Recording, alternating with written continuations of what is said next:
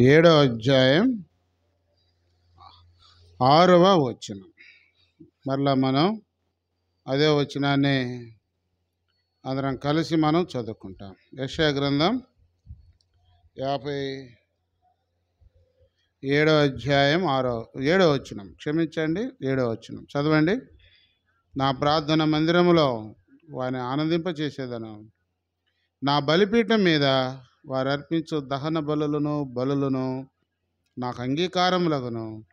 నా మందిరము సమస్త జనులకు ప్రార్థన మందిరమనబడును.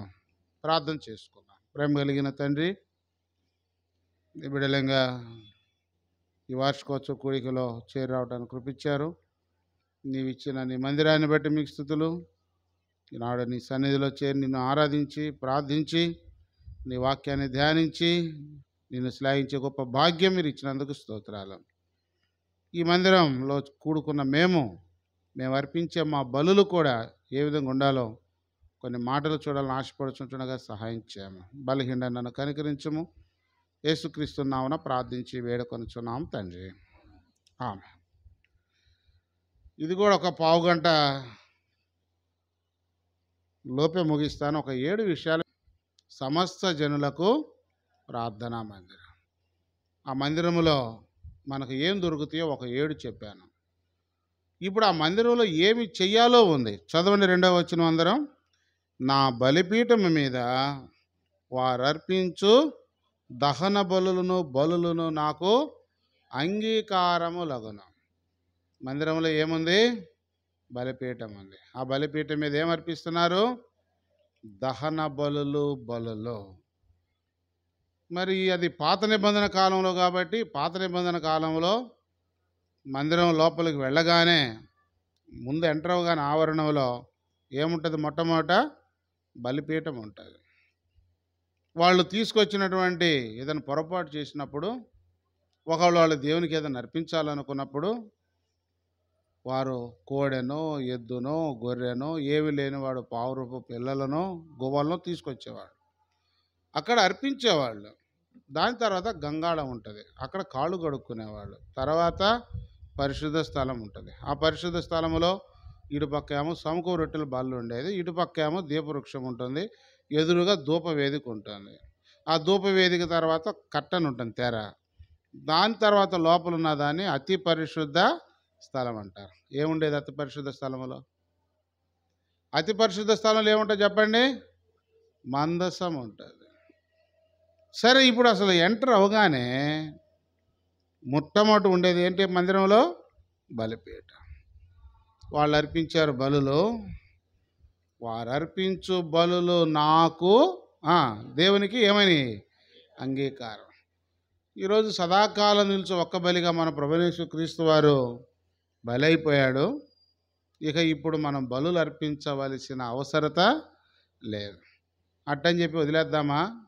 వారు శారీరకంగా మామూలుగా భౌతిక సంబంధంగా వారు బలు అర్పించారు. నిజంగానే తీసుకొని వెళ్ళి జంతువులు బలర్పించారు. అంటే అర్థం ఏమిటంటే వీళ్ళు చేసిన పాపాలని ఆ జంతువు మీద చేతులు పెట్టి ఒప్పుకునేవాళ్ళు, తర్వాత బలర్పించేవాళ్ళు. అర్పిస్తే అంటే ఈయన చేసిన పాపాలకు చనిపోయింది కాబట్టి చేసిన పాపాలకు దోష నివారణ అయిపోయిందని అర్థం.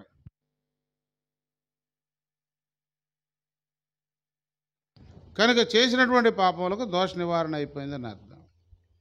ఇప్పుడే మనం బలు అర్పించట్లేదు. ఇప్పుడు మనం అర్పించాల్సిన బలు భౌతిక సంబంధమైనవి కాదు, ఆత్మ సంబంధమైన బలులు. చెప్పండి, ఏ బలులు? ఈరోజు మనం అర్పించవలసిన బలులు ఆత్మ సంబంధమైన బలులు. ఏమిటి? నా బలిపీఠం మీద వారు అర్పించు దహన బలులు నైవేద్యాలు నాకు ఏమవుతాయి? అంగీకారం. ఈరోజు మనం అర్పించవలసిన ఆత్మ సంబంధమైన బలులు ఏమిటి? 7 చెప్తాను, త్వరగానే చెప్తాను. ఇక అంతకు మించి తక్కువలో మాత్రం నేను చెప్పలేను. నేను మామూలుగా గంటన్నర తక్కువ నేను చెప్పను. ఈరోజు తప్పని పరిస్థితిలో నేను చెబుతున్నాను, కానీ నాకు లోపల బాధ ఉంది. మీరు 10:30 అయినా ఉంటానంటే చెప్పండి. నాకు తెలుసు ముందున్న వీళ్ళు తిరుమకు తల ఊపుతున్నారు, కానీ మిగతా వాళ్ళు ఎందుకు ఊపుతారు? మళ్ళీ నేను కూడా చాలా దూరం వెళ్ళాలి కదా. అందుకే ఇందాక ఆరాధన వర్తమానం ఎంతసేపు చెప్పానో బల్ల వర్తమానం సరే క్షమించండి, ఈ ఆఖరి వర్తమానం కూడా అంతే చెబుతా. ఏమిటి ఆత్మ సంబంధమైన బలులు? అవసరమైతేనే రెఫరెన్స్ తీపిస్తాను. 7 రిఫరెన్సులు కంపల్సరీగా తీపిస్తా. మిగతా రిఫరెన్సులు ఏదైనా చెబితే తీయండి, లేకపోతే నేనే నోటితో చెప్పడానికి ప్రయత్నం చేస్తాను. మొట్టమొదటిది తీయండి, మార్కు సువార్త 12వ అధ్యాయం 33వ వచనం. మార్కు సువార్త 12వ అధ్యాయం 33వ వచనం. ఎవరైనా తీస్తే చదవండి. మార్కు సువార్త 12వ అధ్యాయము 33వ వచనం. పూర్ణ హృదయంతోనూ, పూర్ణ వివేకంతోనూ, పూర్ణ బలముతోనూ ఆయనను ప్రేమించుటయు, ఒకడు తన్నువలే తన పొరుగువాని ప్రేమించుటయు, సర్వాంగ హోమములన్నిటికంటేను బలుల కంటేను అధికమని ఆయనతో చెప్పాను. ఏంటండి? ఏ బలి ఇది? చెప్పండి. ఇప్పుడు ఏంటి బలి? ఏంది ఆత్మ సంబంధమైన బలి? చెప్పండి. కరెక్టే మీరు చెప్పింది. ఏంటి చెప్పండి? ప్రేమించటం. నీ పూర్ణ హృదయముతో, పూర్ణ వివేకముతో, పూర్ణ బలముతో ఎవరిని ప్రేమించాలి? ఆయనను ప్రేమించాలి. ఇక దేవుని ప్రేమించిన వాడు పొరుగువాని కూడా ప్రేమిస్తాడు. దేవుని ప్రేమించిన వాడు సహోదరుని కూడా ప్రేమిస్తాడు. దేవుని ప్రేమించేవాడు మందిరాన్ని కూడా ప్రేమిస్తాడు. దేవుని ప్రేమించేవాడు వాక్యాన్ని కూడా ప్రేమిస్తాడు. దేవుని ప్రేమించేటువంటి వాడు పరిచర్ని ప్రేమిస్తాడు. దేవుని ప్రేమించేవాడు సేవకుడిని ప్రేమిస్తాడు. ఇవన్నీ నా నోటి మాటలు నేను చెప్పలేదు, ఇవన్నీ బైబిల్లోనే ఉన్నాయి. రిఫరెన్స్లో తీయకుండా కలిసి వచ్చిందని నేను నోటితోనే వాడాను. ఈరోజు యెహోవా నీ మందిరమును ప్రేమించువారు, చెప్పండి. ఏమి వెనకోళ్ళు ఒక్కళ్ళన్నా మాట్లాడరేందమ్మా? యెహోవా నీ మందిరమును ప్రేమించువారు వర్ధిల్లుదురు. యెహోవా నీ తేజో మహిమ నిలుచు స్థలమును నేను. దేవుని ప్రేమించేవాడు దేవుని మందిరాన్ని కూడా, చెప్పండి, ఏం చేస్తాడు? ప్రేమిస్తాడు. మన ప్రేమలో మార్పు రాకూడదు. అర్థమైందా? దేవుని ప్రేమించే విషయంలో మార్పు రాకూడదు. దేవుని ప్రేమించేవాడు సహోదరుని కూడా ఏం చేస్తాడు? ప్రేమిస్తాడు. ఉంది కదా యోహాను రాసిన పత్రికలో. ఈరోజు దేవుని ప్రేమించేవాడు దేవుని మందిరాన్ని ప్రేమిస్తాడు, దేవుని వాక్యాన్ని ప్రేమిస్తాడు, సహోదరుని ప్రేమిస్తాడు, భార్యను ప్రేమిస్తాడు. చెప్పండి భార్యలారా, ఎవరిని ప్రేమిస్తారు? భర్తను కూడా ప్రేమిస్తారు. ప్రేమ రోజు రోజుకు తగ్గిపోతుందా? ప్రేమ రోజు రోజుకు ఎక్కువ అవుతుందా? చెప్పండి. దేవుని ఎడల మన ప్రేమ ఎట్లా ఉంది? వ్యక్తిగతంగా ఎట్లా ఉంది? కుటుంబ పరంగా ఎట్లా ఉంది? సంఘపరంగా ఎట్లా ఉంది? పైకి మాత్రం బాగానే ఉంటాం, లోపల మాత్రం ప్రేమ. వాళ్ళు మంచి ఫ్యామిలీ, భార్యాభర్తలు, గెజిటెడ్ ఆఫీసర్ ర్యాంకులో ఉద్యోగం, రిటైర్డ్ అయిపోయాడు, బాగున్నారు, బాగా సంపాదించాడు, కొడుకులు వాళ్ళు మంచి స్థితిలో ఉన్నారు, మంచి ఇల్లు కట్టాడు, పొలాలు కొన్నాడు, స్థలాలు కొన్నాడు, బాగా సంపాదించాడు, మంచిది, రిటైర్డ్ అయిపోయాడు. ఒకరోజు చనిపోయాడు. అందరూ వచ్చారు, ఏడ్చారు, కొడుకులు వచ్చారు, భార్య అంతా ఏడ్చింది, పెట్లో పెట్టారు, తీసుకొని పోతున్నారు. ఇంట్లో నుంచి బయటికి తీసుకొని పోతా ఆ కాంపౌండ్ వాళ్ళకి దగ్గర గేట్ కాడ నుంచి తీసుకొని పోతున్నారు. ఆ కాంపౌండ్ వాళ్ళ గేట్లో నుంచి అట్లా తీసుకొని తిరుగుతుంటే, తిరిగేటప్పుడు ఈ పెట్టె గేటుకు తగిలింది. దేన్ని తగిలిందమ్మా? గేటుకు తగిలితే లోపల ఉన్నాడు లేచి కూర్చున్నాడు. ఏమయ్యాడు? లోపల ఉన్నాడు. చెప్పండి, కథ కాదు, నేను చెబుతుంది జరిగిన సంఘటన. లోపల ఉన్న వ్యక్తి తిరిగి లేచి కూర్చున్నాడు. మరి ఇంద్ర కదులుతున్నాడు అని వరకల్లా దించారు. దించితే బతికాడు. కూర్చున్నాడు. ఒక్కసారి చూశాడు, ఏందిరా ఇదంతా జనం, జనం ఏముంది ఇంకా పెట్లో ఉంటే. సరే అంతా పోయింది, కృతజ్ఞత కూడిక మార్చి పడేశారు, భోజనం పెట్టుకున్నారు, ఎటోళ్ళు అటు వెళ్ళిపోయారు. అయిపోయినాక సాయంకాలం ఏమో టీ తీసుకొచ్చి ఇచ్చింది. ఎవరికి? భర్తకి టీ తీసుకొస్తే, టీ కాదు ముందు నీతో మాట్లాడాలి, కూర్చో అన్నాడు. కూర్చో అంటే, ఏంది ముందు టీ తాగిన తర్వాత లేదులే తర్వాత తాగుతా, ముందు కూర్చో అన్నాడు. ఏమంటున్నాడు తెలుసా? నేను చచ్చిపోతే 200 మంది వచ్చేది. ఏంటి? నేను చచ్చిపోతే ఎంతమంది వచ్చారు? నేను నా బలగం ఎంత, ఊరెంత, నేను ఎన్ని చోట్ల పనిచేసా, ఊరు గదులు రావాలి, ఎన్ని వేల మంది రావాలి నేను చచ్చిపోతే అంటే, నువ్వు సరిగా ఎవడి కపురు కూడా వామ్మో అని. ఏమంటుంది, నువ్వు చచ్చిపోయావని ఈ గొడవలో నేను ఏడుస్తా ఉంటే పిల్లలు ఏదో కబురు చేశారు, అందరూ చెప్పుకున్నారు, నేను ఈ బాధలో ఉంటే మీరేందంటే అట్ట మాట్లాడతారండి. లేదే నీకు నిజంగా ఏం లేదు. సరే అది తీసేయి. ఏం పెట్ట నాకు చేపించేది? నేను బతికిన బతికి కనీసము ప్లైవుడ్తోనైనా చేపించావా? తుమ్మ చెక్కతోనా పెట్టి చేపించేది? నేను ఏంది, నా క్యాడర్ ఏది, నేను ఎంత బతికా ఎంత సంపాదించా, ఏంది ఆ పెట్టా? ఏమోనండి నాకు అసలు తెలియదు, ఏ పెట్టో అంత వాళ్ళే చూసుకున్నారు, నేను ఆడ పెట్టాలి చూసేది, ఏదో చేపించుకొచ్చారే అట్ట అబద్ధం చేసుకోగాకండి అని అయిపోయింది. ఎట్టో కట్ట సద్దు మణిగింది. ఒక వారం ఉన్నాక చచ్చిపోయాడు. ఎవరు? ఒక వారం ఉన్నాక ఇది చచ్చిపోయాడు. చచ్చిపోతే మళ్ళీ కబురు చేశారు, అందరూ వచ్చారు, అయిపోయింది, పెట్లో పెట్టారు, తీసుకుపోతున్నారు. తీసుకుపోయేటప్పుడు ఆమె అంటది, అయ్యా కొంచెం గేటుకు తగలకుండా తీసుకుపోండి అంది. దేనికి తీసుకుపోకుండా, దేనికి తగలకుండా, గేటుకు తగిలితే మళ్ళీ లెగుతా. ఈమెకి ఎంత ప్రేమ ఉందో చూడు. ఎవరికి? ఏం భార్యకి. ఈరోజు దేవుని ప్రేమించేవాడు దేవుని మందిరాన్ని ప్రేమిస్తాడు. దేవుని ప్రేమించేవాడు కుటుంబాన్ని ప్రేమిస్తాడు. దేవుని ప్రేమించేవాడు వాక్యాన్ని ప్రేమిస్తాడు. దేవుని ప్రేమించేవాడు భార్యను ప్రేమిస్తాడు, భర్తను ప్రేమిస్తాడు, సహోదరులను ప్రేమిస్తారు, దేవుని సేవకులను ప్రేమిస్తారు. ఈరోజు ప్రశ్న, అయినను నీ మీద నేను తప్పు ఒకటి మోపవలసిన, నీకు మొదటుండి నా ప్రేమను నీవు ఏం చేశావు? ఉందా మొదటుండి నా ప్రేమ? మొదటున్నటువంటి ఆసక్తి, ఆ ఆరాధన ఈరోజు ఉందా? ఈరోజు ప్రభుని ప్రేమించు, దేవుని మందిరాన్ని ప్రేమించు, నీకు నెమ్మదిగా ఉంటావు, సుఖంగాను ఉంటావు. అందుకని హెమ్య గ్రంథంలో దేవుడు రాయబడింది, మేము మా దేవుని మందిరమును విడిచిపెట్టాం. నీ మందిరం ఇందాక ఒక ఆరాధన చేస్తామని, నీ మందిరం ద్వారం వద్ద కూర్చునే భాగ్యం ఇచ్చావు ప్రభా అని.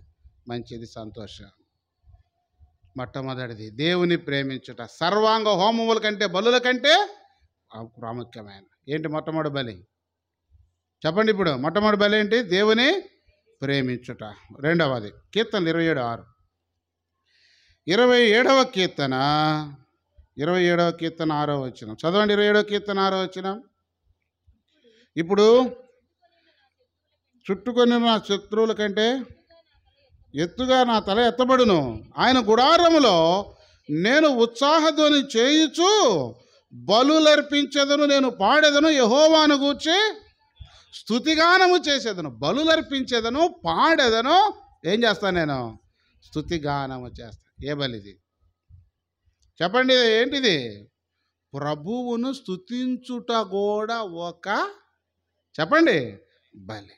అందుకే బైబిల్లో మాటలే నేను వాడుతున్నా. స్తుతి యాగము చేయువాడు ఏం చేయవాడు?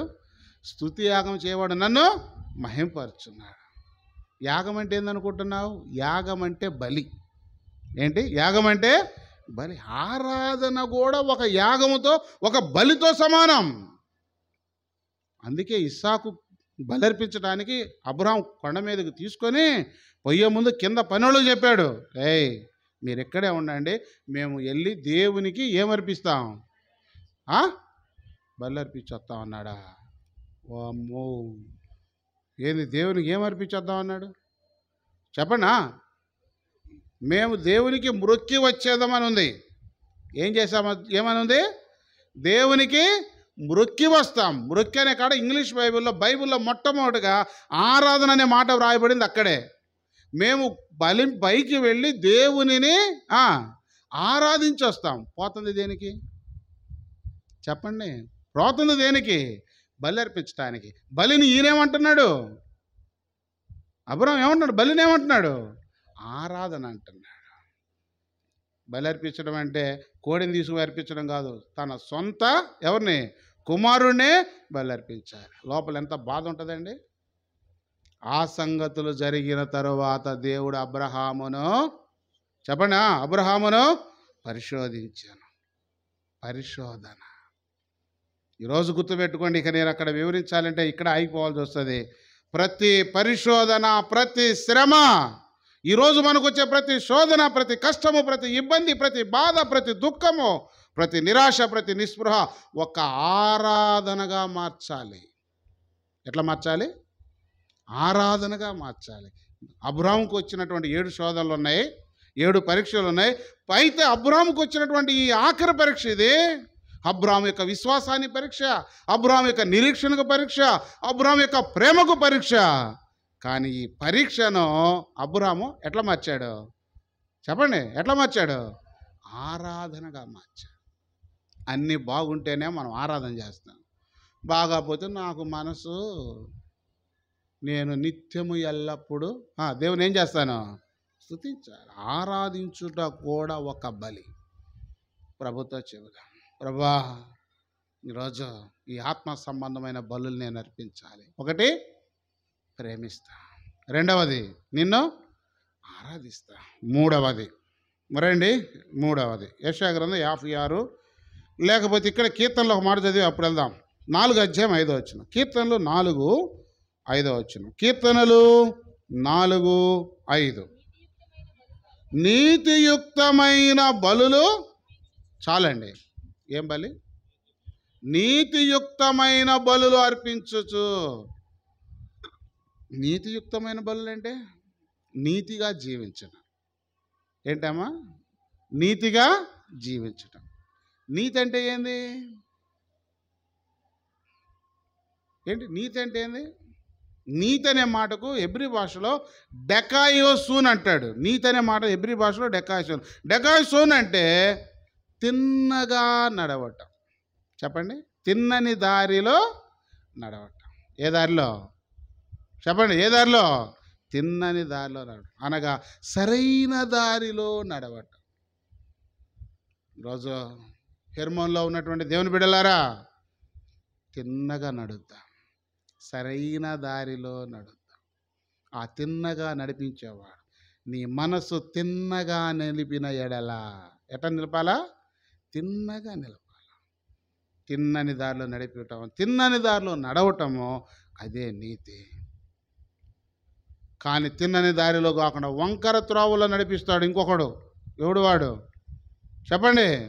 పాము అది సరిగా పోదు. అది ఎట్ట పోతూ ఉంటుంది? అది వంకరగా పోగాకు, తిన్నని దారిలో. మేము చిన్నప్పుడు పాట పాడేవాడు, ఇప్పటికీ వచ్చులే సండే స్కూల్ పిల్లలకి. చుక్ చుక్ బండి, రైలు బండి, చుక్ చుక్ బండి, మోక్షం బండి ఎవరు పోగలరు? బండి డ్రైవర్ యేసుడైనా తిన్నని దారిలో నడిపించును, కనుపాప వలె కాపాడును, చేర్చును మోక్షమున. బండి డ్రైవర్ యేసుడైన తిన్నని దారిలో నడిపించును, కనుపాప వలె కాపాడును, చేర్చును మోక్షములో.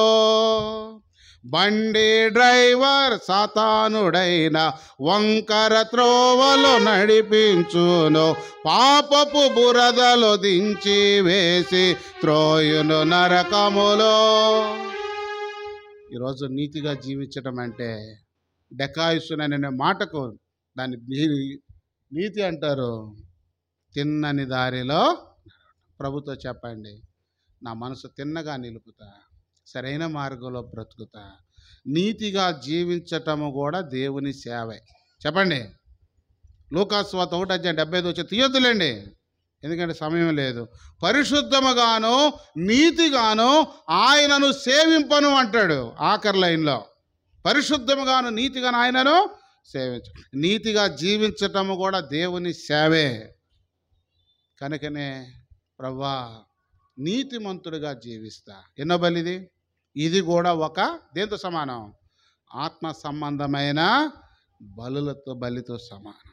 4వది 51వ కీర్తన. 51వ కీర్తన 17వ వచనం. కీర్తనలు 51వ కీర్తన 17వ వచనం చదవండి. 51వ కీర్తన 17వ వచనం. విరిగిన మనసే దేవునికి ఇష్టమైన బలులు, దేవా విరిగి నలిగిన హృదయమును నీవు అలక్ష్యము చేయవు. విరిగి నలిగిన మనసే దేవునికి ఇష్టమైన బలి. చెప్పండి అందరూ, విరిగి నలిగిన మనసే దేవునికి ఇష్టమైన బలి. ఎప్పుడు ఇరిగింది మనసు? ఆ పిల్లని కూర్చోబెట్టండి అమ్మా, కూర్చోమ్మా. విరిగి లోపల కూర్చో, తీసుకొని వెళ్ళిపోండి. విరిగి నలిగిన మనసే దేవునికి ఇష్టమైన బలి. ఎప్పుడు ఇరిగిద్ది మనకు మనసు? మనకు మనసు ఎప్పుడు, ఇదిగో మళ్ళీ ఇంకొక అమ్మాయి వచ్చి కూర్చొని, లేమ్మా మెట్ల మీదలే, లోపలికి వెళ్ళి. విరిగి నలిగిన మనసే దేవునికి ఇష్టమైన బలి. మనసు ఎప్పుడు ఇరిగిద్ది? ఊరకనే విరిగిద్దా మనకు మనసు? చెప్పండి, ఊరకనే విరిగిద్దా? మరి ఎప్పుడు మనసు విరిగిద్ది? ఎవడు దీనుడై, ఇక మీరు చెబుతారు, చెప్పండి, ఎవడు దీనుడై నలిగిన హృదయం గలవాడై నా మాట విని వణుకుచుండును. ఎప్పుడమ్మా? ఎవడు దీనుడై నలిగిన మనసు గలవాడే నా మాట విని, నా మాట అంటే ఏంది? ఎవరి మాట? దేవుని మాట. దేవుని మాట అంటే దేవుని యొక్క వాక్యం. విరిగి నలిగిన మనసే దేవునికి ఇష్టమైన బలి. దేవుని వాక్యమునకు లోబడుట కూడా ఒక బలే. దేవుని వాక్యానికి లోబడటం కూడా ఒక బలే. ఎంతమంది వర్తమానికులు, ఎంత వాక్యము ఈ రోజుల్లో. ఒకప్పుడు ఇది ఉందండి, వంట పడుతుందా? లోబడుతున్నామా? దేనికి? చెప్పండి.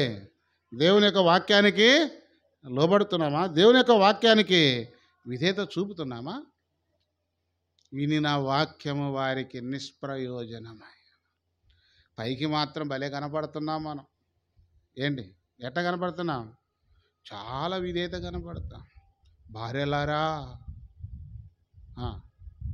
భార్యలారా, ఏం మాట్లాడరు? ఏంది మాట్లాడలేదు? మీ భర్తలకు లోబడుతున్నారా? దేవునికి లోబడితే భర్తలు కూడా లోబడతారు. ఇందాక ఒకటి చెప్పా, ప్రేమ. ఇప్పుడు లోబట్టు గురించి కూడా ఒకటి చెప్తాయి. నేను దేశం మీదకి యుద్ధానికి పోయాడు రాజు, జయించాడు, తిరిగి వచ్చాడు, సంతోషంగా ఉన్నారు రాజ్యం అంతా. ఎందుకంటే యుద్ధంలో ఏమొచ్చింది? 2 రోజులు అయిపోయిన తర్వాత రాజు బయటకు వచ్చి కూర్చున్నాడు, దిగాల ముఖం పెట్టుకున్నాడు. దిగాల ముఖం పెట్టుకుంటే మంత్రి అప్పుడు అటు పోతున్నాడు. మంత్రి అటు పోతే రాజుకి వెళ్ళి చూశాడు, ఎంతో సంతోషంగా ఉండాలా. ఏంది రాజు, ఏంది ఎట్ట కూర్చున్నాడని చెప్పి వెళ్ళి అడిగాడు, ఏంది రాజుగారు, ఏంది దిగాలుకున్నారు, ఏంది ఇట్ట కూర్చున్నారని. ఏం కాదు కానీ ఎట్రా కూర్చో అన్నాడు. ఏందండి, మీ ఇంట్లో మీ ఆవిడ నీ మాట వింటుందా అని అడిగాడు. ఎవరు? రాజు. ఎవరిని? ఏం రాజుగారు అని. నేను ఇంత జయించినా కూడా నా భార్య రాణి ఏమిట్లేదో. నీ ఇంట్లో సంగతి ఏం చెప్పండి? నా ఇంట్లో కూడా అంతే ఉంది రాజుగారు అన్నాడు. వీళ్ళిద్దరు మాట్లాడుకుంటుంటే సైన్యాధిపతి పోతున్నాడు. ఎవరు? సైన్యానికి నాయకుడు ఉంటాడుగా, బుర్ర మీసాలు ఎట్టి బీట్లు గీట్లు వేసుకొని పోతున్నాడు. సరే ఈయన ఎట్లుంటుందో కనుక్కుందామని వీళ్ళిద్దరు కలిసి ఆయన పిలిచారు. మీసాలు బాగా తిప్పుకున్నాడు. ఏయ్, ఏం లేదు, నీ ఇంట్లో నీ భార్య మాట వింటుందా అంటే వాళ్ళిద్దరు నోటితో చెప్పారు. ఈయన పైకి ఎత్తిన మీసాలు కిందకి దించాడు. పైకి ఎత్తిన మీసాలు ఏమన్నాడు? వారే రాజుకు లేదు, మంత్రికి లేదు, చెప్పండి, సైన్యాధిపతి లేదు. అరే ఏందిరా మనం ఏమైపోవాలరా, అందరు ఎట్టయిపోతే అందరి కుటుంబాల్లో అసలు దేశంలో మగవాళ్ళు అందరూ సమావేశం పెట్టుకుందామని చెప్పి ఊరంతా దండోరేసి ఓన్లీ పురుషులు మాత్రమే రావాలని పలానా చోట మైదానం అని చాటింపేశాడు. చాటింపేస్తే బాగానే ఉంది, అందరూ వచ్చారు. వచ్చిన తర్వాత ఆ గ్రౌండ్లో ఇటుపక్క ఒక తెల్ల జెండా, పచ్చ జెండా, ఇటుపక్క ఎర్ర జెండా ప్రకటన చేశారు. అందరూ వచ్చినాక, రేయ్, ఎవరైతే మీ ఇంట్లో మీ భార్యలు మీకు లోబడుతున్నారో వాళ్ళందరూ పచ్చ జెండా కిందకు పోండి. ఎవరైతే మీ భార్యలు మీకు మాట వింటలేదో చెప్పండి ఏ జెండాకి? ఎర్ర జెండా కిందకు పోయిందంటే మొత్తం ఎర్ర జెండా కింద పోయారు. ఎక్కడ పోయారు? మొత్తం ఎర్ర జెండా కింద. ఒక్కడు మాత్రం పచ్చ జెండా కింద పోయాడు. అంటే అర్థమైంది, నా భార్య నా మాట. రాజు వీళ్ళందరూ స్టన్ అయిపోయారు. ఏందిరా వీడి విశేషం అని చెప్పి వాడిని పిలిచి అడిగారు. ఏందిరా నీ భార్య? మేము రాజులు మాకే వింటలేదు, నీ భార్య నీ మాట వింటుందా అంటే, అవునండి. ఎట్ట వింటుందిరా? ఏంది చెప్ప. ఏమి లేదు రాజుగారు, నేను వచ్చేటప్పుడు నా భార్య ఒక మాట చెప్పింది. ఏం చెప్పిందంటే, మనుషులందరూ ఎటు పక్క నిలబడతారో నువ్వు అటు పోగాకు. మనుషులందరూ ఎటు పక్క నిలబడతారో నువ్వు అటు పోగాకు. మనుషులందరూ అటు పోయారు అనుకో, నువ్వు ఇటు పో. అందుకే అందరూ అటు పోయారు. అంటే ఈయన కూడా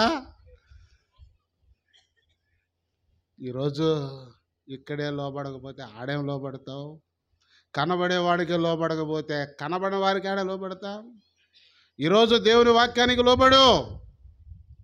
వాక్యానికి లోబడేవాడు దేవునికి లోబడతాడు, దేవుని సేవనికి లోబడతాడు, దేవుని మించిన పెద్దలకు లోబడతాడు. ఇంట్లో భర్తకు భార్య లోబడితే నీ పిల్లలు దేవుని భయభక్తులు పిల్లలు తల్లిదండ్రులకు లోబడతారు. స్కూల్లో టీచర్లకు పిల్లలు ఏం చేస్తారు? లోబడతారు. నువ్వు ఉద్యోగం చేసే చోట నీ పై అధికారులు కూడా లోబడతావు.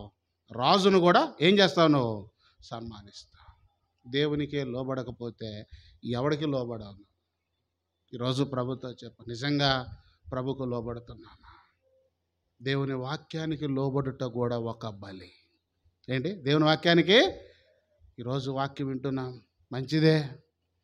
ప్రభుతో చెప్పాం, ఈ వార్షికోత్సవ రోజున ప్రేమిస్తాను ప్రభా, ఈ వార్షికోత్సవ రోజున నమ్మకంగా నేను ఆరాధిస్తాను ప్రభా, ఈ వార్షికోత్సవ రోజున నువ్వు తీర్మానం చేసుకో ప్రభా, నమ్మకంగా నీకు నీ వాక్యానికి ఏం చూపెడతా? నేను విధేయత చూపెడతాను ప్రభా. 4వది, నమ్మకంగా నీతిగా జీవిస్తా కదా, చెప్పాను కదా. అది ఎన్నైనా ఇప్పటికి 4 అయినాయి. ఇంకొక 3 మాటలు జ్ఞాపకం చేసి ముగిస్తాను. యెషయా గ్రంథం 56:7. ఇక తీయొద్దులేండి, అసలు ఆల్రెడీ మనం చదివేసాంగా. నా ప్రార్థనా మందిరములో వారిని ఏం చేస్తా? ఆనందింప చేస్తా. వారు నా బలిపీఠం మీద అర్పించు బలులు నేను ఏం చేస్తాను కనుక. ఇప్పుడు 5వది, దేవుని ఏంటి బలి అంటే ప్రార్థనా బలిపీఠం. చెప్పండి, ఏ బలిపీఠం ఇది? ప్రార్థనా బలిపీఠం. అందుకే అబ్రాహాము ఆదికాండం 12:7 తర్వాత కూడా అమ్మటినే రాయబడింది, అతడు అక్కడ బలిపీఠం కట్టి యెహోవా నామమున ఏం చేశానన్నది? ప్రార్థన చేశాను. ప్రార్థన కూడా ఒక ఆత్మ సంబంధమైన బలి. అడగొచ్చా ఒక మాట? ఏ వారం ఈరోజు? ఈ వారం ఏ రోజు? గురువారమా? ఎంతమంది బలిపీఠం మీద ప్రార్థనా బలిపీఠం కలిగి ఉన్నారు? సంఘ ప్రార్థనకి ఈ వారం అంటే వీపే జరిగింది, అంతే కదా. పోయిన వారంలో సంఘ ప్రార్థన పోయిన వాళ్ళు చేతులు ఎత్తండి. పోయిన వారం సంఘ ప్రార్థనకి వెళ్ళిన వాళ్ళు చేతులు ఎత్తండి. ఇక్కడ కూర్చున్న వాళ్ళందరిలో మొత్తం ఏళ్ల మీద లెక్క పెట్టవచ్చు, తెంచండి. ఇక నేను అడగను ఎవరిని. ప్రార్థన మందిరం సంఘ ప్రార్థనకు పోని వాళ్ళు ఎత్తమంటే అందరూ ఎత్తుతారు. ప్రభువా నీవే క్షమించు. ఎవరిని? ఎందుకు? ప్రార్థన అంటే ఏమనుకుంటున్నావు? ప్రార్థన అంటే ఏమనుకుంటున్నావు? ఏదో పోయి ప్రార్థన చేసుకొని మా అవసరాలు తీర్చుకోవడానికి, ఆపదలకు అవసరానికి వాడుకోవడానికి అనుకుంటున్నావా? Prayer is a sweet communion with God. ప్రార్థన అనేటువంటిది దేవునితో మనకు ఉండేటువంటి ఒక మధురమైన సహవాసం. ఏదో అవసరాలకు వాడుకోవటానికి కాదు మనం ప్రార్థనకు పోతుంది, దేవునితో సహవాసము చేయటానికి, ఆయనతో మాట్లాడటానికి, ఆయన నుంచి పొందటానికి. ప్రభుతో సహవాసం, సంఘ ప్రార్థన, వ్యక్తిగత ప్రార్థన, కుటుంబ ప్రార్థన, ఉపవాస ప్రార్థన, రాత్రిరంతా చెప్పండి ప్రార్థన. నిర్లక్ష్యం చేయగాకు. ప్రార్థనలో నువ్వు వీక్ అయ్యావా, అన్ని ఏరియాల్లో నువ్వు వీక్ అయిపోయినట్టే. ప్రార్థనను ఎగ్గొట్టగాకు. సరే, ఇంతటితో ఎన్నవది ఇది? 5వది. 6వది. 6వది హెబ్రీయులకు రాసిన పత్రిక లేక రోమీయులకు రాసిన పత్రిక 12వ అధ్యాయం 1వ వచనం. రోమీయులకు రాసిన పత్రిక 12 అధ్యాయం 1 వచనం చదవండి. రోమా 12 1 వచనం. కాబట్టి సహోదరులారా, పరిశుద్ధమును దేవునికి అనుకూలమునైన సజీవ యాగముగా మీ శరీరములను ఆయనకు సమర్పించుకొనుడని దేవుని వాత్సల్యమును బట్టి మిమ్మను బతిమాలు కొనుచున్నాను. ఇటు సేవ మీకు యుక్తమైనది. మీరు ఈ లోక మర్యాదను అనుసరింపక ఉత్తమమును అనుకూలమును సంపూర్ణమైన చదవండి గట్టిగా, దేవుని చిత్తమేదో పరీక్షించి తెలుసుకున్నట్లు మీ మనసు మారి నూతన మొగుట వలన రూపాంతరము చెంది. దేవుని చిత్తమేదో పరీక్షించి. అందుకే ఇక్కడ నేను ఒక మాట వాడుతున్నాను, సజీవ యాగముగా మీ శరీరంలో ఆయనకు ఏం చేయండి, సమర్పించు. ఇక సజీవ యాగంగా మనల్ని దేవుని సమర్పించుకుంటే మన చిత్తం ఏమైనా ఉంటుంది అంటారా, దేవుని చిత్తం ఉంటుందా? చెప్పండి. సజీవ యాగం మన శరీరాలను అప్పగిస్తే మన చిత్తం ఉంటుందా, దేవుని చిత్తం ఉంటుంది? ఇక దేవుని చిత్తం. అందుకే నేను ఇక్కడ దీనికి ఒక పేరు పెడుతున్నాను. ఏం పేరు అంటే, దేవుని చిత్తము చేయుట కూడా ఒక యాగమే. చెప్పండి. దేవుని చిత్తము చేయుట కూడా ఒక యాగం, ఒక బలితో సమానం. అందుకే ప్రభుతో చెబుదాం, ప్రభా ఈ లోకంలో ఏదైనా సరే నేను ఎవరి చిత్తం చేస్తానంటే, ఎవరి చిత్తం చేస్తాను? నీ చిత్తము చేస్తాను. యేసు ప్రభువారు అదే అన్నాడు, నా చిత్తము కాదు, ఎవరి చిత్తం? నీ చిత్తమే సిద్ధించును గాక. చెప్పండి అందరు నాతో, దేవా నీ చిత్తము నెరవేర్చుట నాకు సంతోషం. ఏంటి? ఎవరి చిత్తం నెరవేర్చుట? నీ చిత్తము నెరవేర్చుట నాకు సంతోషం. కనుక ఇక నేను ఇంతకు మించి ఎక్కువ చెప్పదలుచుకోలేదు. ఎన్నోది ఇది? 6వది. 7వ మాట చదివేసి ప్రార్థన చేసుకున్నాం. హెబ్రీయులకు రాసిన పత్రిక 13వ అధ్యాయం. హెబ్రీయులకు రాసిన పత్రిక 13వ అధ్యాయం. హెబ్రీయులకు రాసిన పత్రిక 13వ అధ్యాయము 16వ వచనం చదవండి అందరూ. హెబ్రీయులకు రాసిన పత్రిక 13వ అధ్యాయం 16వ వచనం. ఉపకార ధర్మమును చేయ మరచిపోకుడి, అట్టి యాగములు దేవునికి ఇష్టమైనవి. యాగం మనకి ఏమని చెప్పాను? బలి. కనుక ఏదేది? ఉపకార ధర్మము. ఏంటంటే ఉపకార ధర్మం అంటే ధర్మము చేయుట లేక ఉపకారము చేయుట. ఇక్కడ నేను ఇంకా కొంచెం ముందుకు పోయి ఇంకొక మాట వాడుతున్నాను. హెబ్రీ 6:10 చదవండి. హెబ్రీ 6:10. హెబ్రీయులకు రాసిన పత్రిక 6వ అధ్యాయం 10వ వచనం. నేను మీరు చేసిన కార్యమును మీరు పరిశుద్ధులకు ఉపకారము చేసి ఉపచారము చేసి ఇంకనూ ఏం చేయాలి? మీరు ఇంతటితో అయిపోదు, ఇంకనూ ఏం చేయాలా? ఉపచారం చేయాలా. తన నామమును బట్టి మీరు చూపిన ప్రేమను మరచుటకు దేవుడు అన్యాస్తుడు కాదు. ఉపచారము. చెప్పండి ఏంటి? ఇది దేవునికి ఇష్టమైన ఉపకారము, ఉపచారము, ధర్మము. ఇది దేవునికి ఇష్టమైన యాగం, అనగా దేవునికి ఇష్టమైన బలి. ఈరోజు ఈ వార్షికోత్సవ కూడిక సందర్భంగా ఒకవేళ ఇక్కడ చేరిన మనందరం కూడా ఒక తీర్మానం చేసుకుందాం. చెప్పండి అందరు నాతో. వారు తమకు కలిగిన వాటితో దేవునికి ఉపచారము చేసిరి. లూకాసువార్త 8లో ఉంటుంది. వారు తమకు కలిగిన వాటితో దేవునికి, ఆ స్త్రీలు ఏం చేశారు అంటే ప్రభు కొరకు ఏం చేశారు? వాళ్ళు వేపరిచారు, ప్రకటించారు. అపోస్తులైన పౌలు ఒక మాట అంటాడు. రండి కొరింథీయులకు రాసిన 2వ పత్రిక 12వ అధ్యాయం. కొరింథీయులకు రాసిన 2వ పత్రిక 12వ అధ్యాయం. కొరింథీయులకు రాసిన 2వ పత్రిక 12వ అధ్యాయము 14-15 వచనాలు అందరం కలిసి చదువుకుందాం. చదవండి. ఇదిగో ఈ 3వసారి మీదకు వచ్చుటకు సిద్ధముగా ఉన్నాను. వచ్చినప్పుడు మీకు భారముగా ఉండను. మీ సొత్తును కాదు, మిమ్మునే కోరుచున్నాను. పిల్లలు తల్లిదండ్రుల కొరకు కాదు, తల్లిదండ్రులే పిల్లల కొరకు. ఆస్తి కూర్చదగినది కదా. చదవనందరూ గట్టిగా. కాబట్టి నాకు కలిగినది యావత్తు మీ ఆత్మల కొరకు బహు సంతోషముగా వేపరచదను, నన్ను నేను వేయపరచుకున్నాను. మీ ఆత్మల కొరకు సంతోషంగా నేను ఏం చేస్తా? వేపరచుకుంటా. నన్ను నేను కూడా ఏం చేస్తా? వేపరచుకుంటా. ఏంటి ఉపకారం? అందుకే రోమా 1 అంటాడు, నేను మీకు రుణస్తున్నయ్యా, నేను మీకు సువార్త ప్రకటించాలి, నేను మీకు ఎవరిని రుణపడి ఉన్నా. ఏంటి ఆ రుణం అంటే? సువార్త ప్రకటిస్తా. ఏంటి ఆ ఉపకారం అంటే? నేను పరిచర్య చేస్తా, నాకు కలిగింది వేపరుస్తా, నన్ను నేను కూడా ఏం చేస్తా? ఎవరి కొరకు? ఆత్మల రక్షణ కొరకు, మీ కొరకు. కనుక ఇది ఏంటంటే, ఈ ఉపకారము ఇది కూడా ఒక యాగంతో, బలితో సమానం. ఇదే ఈ ఉపకార ధర్మం, సువార్త ప్రకటించుట. చెప్పండి, ఏంటి ఉపకార ధర్మం? ఏంటి? సువార్త ప్రకటించుట. సువార్త ప్రకటించుచున్నదాన బలముగా ప్రకటించము, భయపడక ప్రకటించు.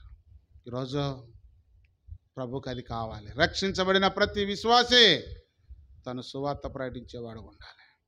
హెబ్రోన్లో నేను యూత్ క్యాంపుకు పోతే, యూత్ క్యాంపులో ఒక సేవకుడు వాక్యం చెప్తా ఉన్నాడు, పాల్ సుధాకర్ గారు. మీ అందరికి తెలిసి ఉంటుంది. నేను యవనస్తుడుకున్నప్పుడు అప్పుడు మంచి ఎక్కువ ఆయన యూత్ మీద వాక్యం చెబుతూ ఒక రోజు ఒక మాట అన్నాడు. ఏమన్నాడు తెలుసా? ఆత్మల రక్షించే వ్యక్తిగానన్నా ఉండాలి, విశ్వాసిగా ఉండాలి, లేకపోతే ఆత్మీయంగా పడిపోయిన విశ్వాసిగానన్నా ఉండాలన్నాడు. మామూలు మాట అది. ఆత్మలు రక్షించే విశ్వాసిగానన్నా ఉండాలా, లేకపోతే ఆత్మీయంగా పడిపోయిన విశ్వాసిగానన్నా ఉండాలా. నువ్వు రక్షణ పొంది సువార్త ప్రకటించటం లేదు అంటే, ఆత్మలు రక్షించటం లేదు అంటే, అసలు నీ రక్షణ విషయమే డౌట్ పడాలన్నాడు. ఈరోజు బలలో పాలు పొందుతున్నాం, తిని పండుకుంటున్నాం, మళ్ళీ ఆదివారం వస్తున్నాం, మళ్ళీ పండుకుంటున్నాం. ఏది ప్రసవ వేదన? ఏం క్రయం చెల్లిస్తావు? ఆ పొయ్యేవాళ్ళే పోతారు, చెప్పుకునేవాళ్ళు చెప్పుకుంటారు, పంచేవాళ్ళే పంచుతారు. చేస్తున్నావా? ఉపకార ధర్మం పరిచర్య చేస్తున్నావా? సువార్త ప్రకటిస్తున్నావా? అపోస్తలుడైన పౌలు కొరింథీయులకు రాసిన 3వ పత్రిక 4:16 అంటాడు, చెప్పండి అందరు నాతో, నా సువార్త ద్వారా నేను మిమ్మును కంటిని. ఏడన్నా ఆడోళ్ళు కంటారు. ఏమంటాడు పౌలు? నా సువార్త ద్వారా నేను మిమ్మును కంటిని. చెప్పండి, ఇప్పుడు ఆడోళ్ళు కాదు చెప్పేది, మగోళ్ళు చెప్పండి. గర్భఫలము, ఏం మాట్లాడరు? చెప్పండి గట్టిగా. గర్భఫలము యెహోవా ఇచ్చు బహుమానం. మగోళ్ళు కూడా ప్రార్థన చేసుకోండి. ఏమిమని? ఆడవాళ్ళకే కాదు, నాకు కూడా గర్భఫలమే ప్రభువా. పౌలుకి అన్నాడా లేదా? చెప్పండి అమ్మా, గర్భం ధరించాలిగా మరి, లేదా ఎట్టకంటావు? నా సువార్త ద్వారా నేను మిమ్మను కంటే. కొన్నిసార్లు పిల్లలకు పుట్టకపోతే గొడ్డు పోతామా, గొడ్రాలామా అంటారు. నీకు పుట్టకపోతే మరి నిన్నేమనాలా? ద్వితీయోపదేశకాండం 7వ అధ్యాయం ఈ ఒక్క మాట చెప్పి ప్రార్థన చేసుకుని. ద్వితీయోపదేశకాండం 7వ అధ్యాయం, ద్వితీయోపదేశకాండము 7వ అధ్యాయం 14వ వచనం. ద్వితీయోపదేశకాండం 7వ అధ్యాయం 14వ వచనం చదవండి. సమస్త జనముల కంటే ఎక్కువగా నీవు ఆస్వాదింపబడదువు. చదవండి గట్టిగా, మగోళ్ళు చదవండి గట్టిగా. నీలో మగవానికే కానీ ఆడుదానికే కానీ గొడ్డుతనం ఉండదు, నీ పశువులలోనైనా ఉండదు. కొన్నిసార్లు ఆడవాళ్ళని అంటాం, మగవాళ్ళలో కూడా గొడ్డుపోతోళ్ళు ఉన్నారు. నా మాట ఇది.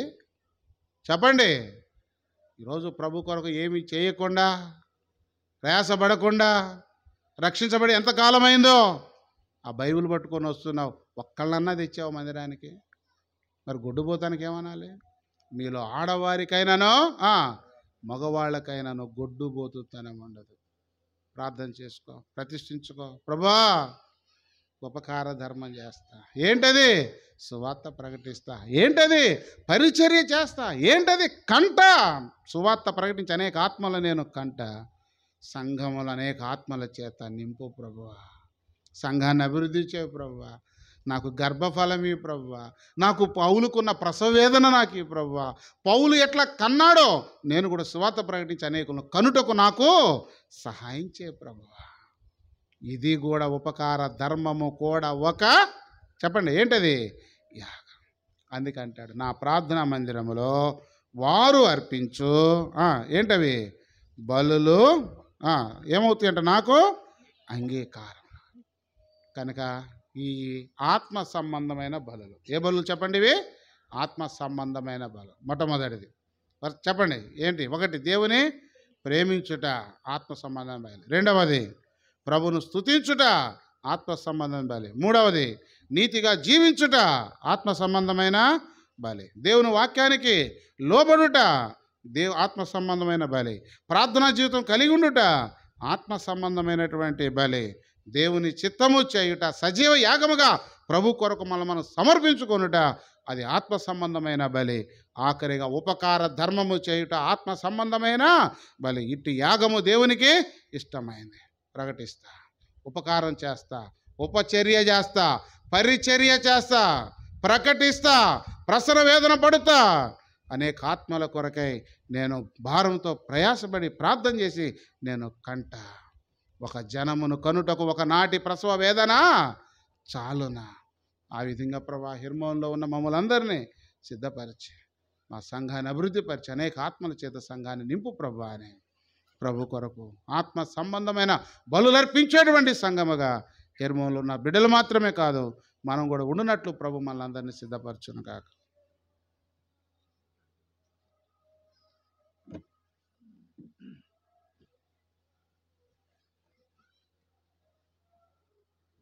ప్రార్థన చేసుకుందాం.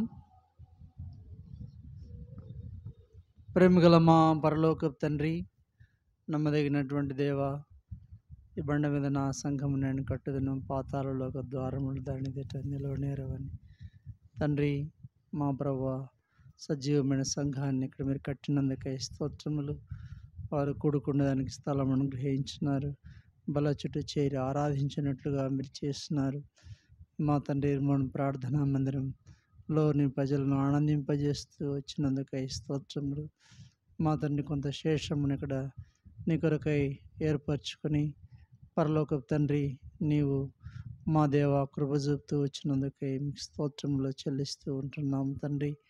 పరిశుద్ధమైనటువంటి దేవ, మా తండ్రి, ఆత్మ సంబంధమైనటువంటి బలులు అర్పించేటువంటి మందిరంగా ఉండాలని మీరు కోరుచున్నందుకై స్తోత్రములు. స్తుతించేటువంటి వారుగా ఉండాలని మీరు కోరుచున్నందుకు స్తోత్రములు. అలాగున్న పరలోకపు తండ్రి దేవా, మా తండ్రి, విరిగినటువంటి మనస్సు దేవునికి ఇష్టమైనటువంటి బలులను మీరు జ్ఞాపకం చేశారు. మా తండ్రి, నీతియుక్తమైనటువంటి బలులు, లోబోటైనటువంటి బలులు, పరలోకపు తండ్రి, అలాగున్న ఉపకారమును, ధర్మమును, పరిచర్య చేసేటువంటిది, ఆత్మలను ప్రభు కొరకు సంపాదించటం, పరిశుద్ధమైన తండ్రి ప్రభువా, మా తండ్రి, నీ చిత్తం చేయటం అనేది బలి అని మాకు జ్ఞాపకం చేస్తూ వచ్చినందుకే మీకు స్తోత్రములు. పరలోకపు తండ్రి, మా జీవితంలో అట్లు మీ కొరకై మా ప్రభువా నిన్ను ప్రేమించట్లో ప్రభువా మా జీవితాన్ని పరలోక ప్రభువా మా తండ్రి, మా బ్రదక మరి బలిగా మీరు మా జ్ఞాపకం చేస్తున్నారు. కాబట్టి మా ప్రభు పూర్ణ హృదయంతో, పూర్ణాత్మని ప్రేమించడం, నీ ఇంటిని ప్రేమించడం, నీ వాక్యాన్ని ప్రేమించడం, పరలోక నీ ప్రజలను ప్రేమించడం, ఇట్లు మా ప్రభువా అలాంటి అంగీకారమైన బలులుగా మీకు ఉండగలటకు మా జీవితాలను చేయమని ప్రజలను ప్రభువా అట్లు సిద్ధపరచమని వేడుకుంటున్నాం. ఈ దినం నీటి బాప్తిజంలో సాక్ష్యం కలిగినటువంటి బిడ్డలను బట్టి నీకు స్తోత్రములు. మనల్ని స్తుతిస్తూ ఉంటున్నాం. అనేక ఆత్మలు ఇక్కడ చేర్చండి, గొప్ప కార్యములను జరిగించండి, ఆత్మల చేత నింపండి. పరిశుద్ధమైన తండ్రి, మా ప్రభువా మా తండ్రి, రాత్రి మీ దాసుడు మా చీరాల దైవసేవకుడు బెంజమిన్ గారిని తీసుకుని వచ్చి మీరు వాడుకుంటూ వచ్చిన విధానం కొరకు స్తోత్రములు. అందించిన వాక్యమును దీవించమని ప్రార్థిస్తూ ఉంటున్నాం. పరలోక ప్రభువా మా చీరాల పరిచర్యలో సహాయం దయచేయండి. ప్రయాణంలో కృపను గ్రహించండి. రాగలేనటువంటి బిడ్డలందరి కొరకై స్తోత్రములు. తిరిగిపోయిన సహవాసాన్ని దీవించమని ప్రభువా వేడుకుంటుంటున్నాం. మా తండ్రి, గొప్ప కార్యములు ఈ స్థలంలో జరిగించండి తండ్రి. ఆత్మల చేత నింపండి. పరలోక ప్రభువా కరుణించమని తండ్రి. వీబీఎస్ జరుగుతుండగా మా ప్రభువా ఈ పరిచర్య అంతా కూడా మా తండ్రి దీవెనకరంగా చేయండి. వందనం చెల్లించుకుంటూ యేసుక్రీస్తు పరిశుద్ధమైన నామములో స్తుతించి ప్రార్థించి వేడుకుంటున్నాం తండ్రి. ఆమేన్. ప్రియులందరికీ